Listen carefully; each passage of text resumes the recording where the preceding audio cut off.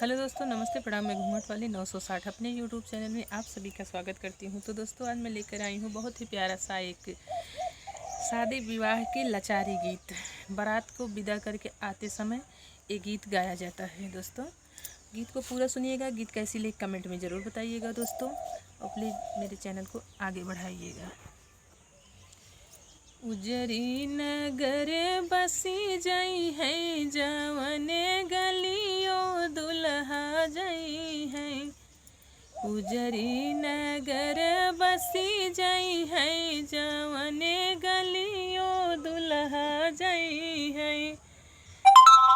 तारा बसी जई है, नारा बसी जई है। तारा बसी जई है, इनारा बसी जई है। नदिया में बाढ़ी आई जई है, जवने गलियों दुल्हा जई है।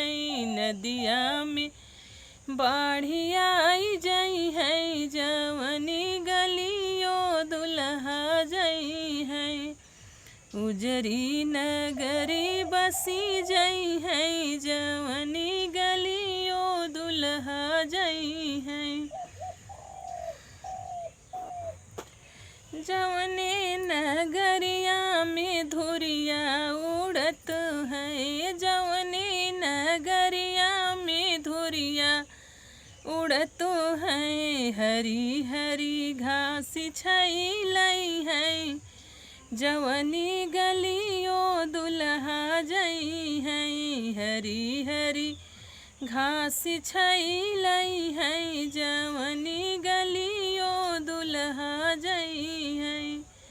उजरी नगरी बसी जई है, जवने गलियों दुल्हा जई है। उजरी नगरी बसी जई है, जवनी गलियों दुल्हा जई है। तो दोस्तों, था मेरा प्यारा सा एक लाचारी गीत कैसी लगी दोस्तों कमेंट में ज़रूर बताइएगा। फिर मिलूँ कोई अगली नेक्स्ट वीडियो में अच्छे गीत के साथ। तब तक के लिए नमस्ते, प्रणाम।